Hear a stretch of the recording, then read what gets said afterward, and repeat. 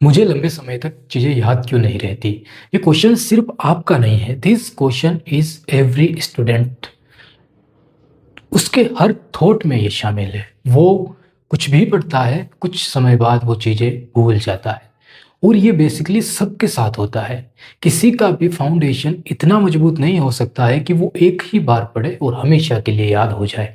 तो जो भी टीचर हैं या जो भी हमें समझाने वाले हैं, वो सब एक ही बात कहते हैं कि चीज़ों को लंबे समय तक हम याद कैसे रखें।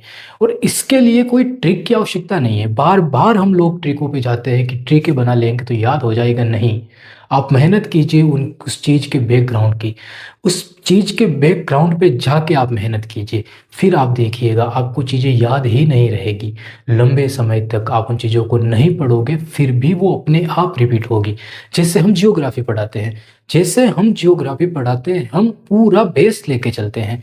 जियोग्राफी के अंदर किसी भी चीज़ को समझाने से पहले वो चीज़ आई कहाँ से, आने के कारण क्या है और उसके साथ कौन सा तूफान आया जिसके माध्यम से आज हम उस चीज़ को पढ़ने पे मजबूर हो गए हैं।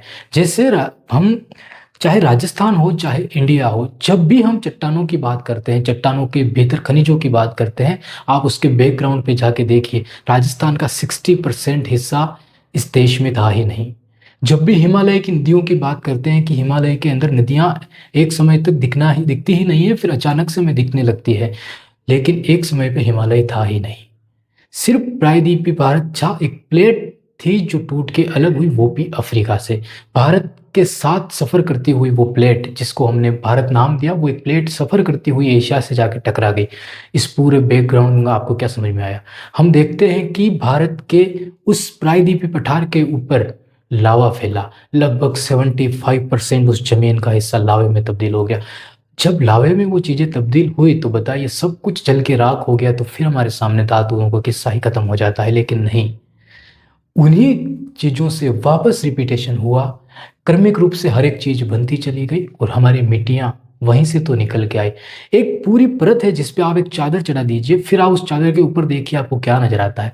लेकिन वही चादर आगे चल के सड़ने लगेगी, घटने लगेगी, टूट जाएगी या छोटे छोटे टुकड़ों में बट जाएगी, तो वो सारी चीज़ें अलग अलग नामों में आपके सामने निकल के आएगी। तो याद कैसे रखा जाए? आप अपने बैकग्राउंड को मजबूत कीजिए।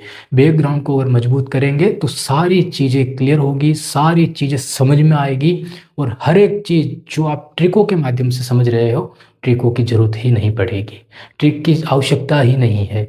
तो आप कंप्लीट कीजिए अपने बैकग्राउंड को, पूरा फोकस बैकग्राउंड पे दीजिए। फैक्ट अपने आप निकल के आएंगे, हर एक चीज़ अपने आप निकल के आएगी। तो आपको तैयारी करनी है, किस पे करनी है? अपने फाउंडेशन को मजबूत करने के लिए किसी भी चीज़ की नींव डालने से पहले उस ज़मीन की गहराई को देखा जाता है। उस ज़मीन के अंदर उतना गड्ढा खोदा जाता है जहाँ तक कि वो ज़मीन ठोस ना हो जाए।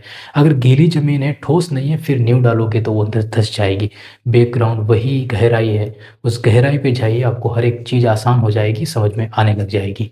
बहुत बहुत धन्यवाद आपका।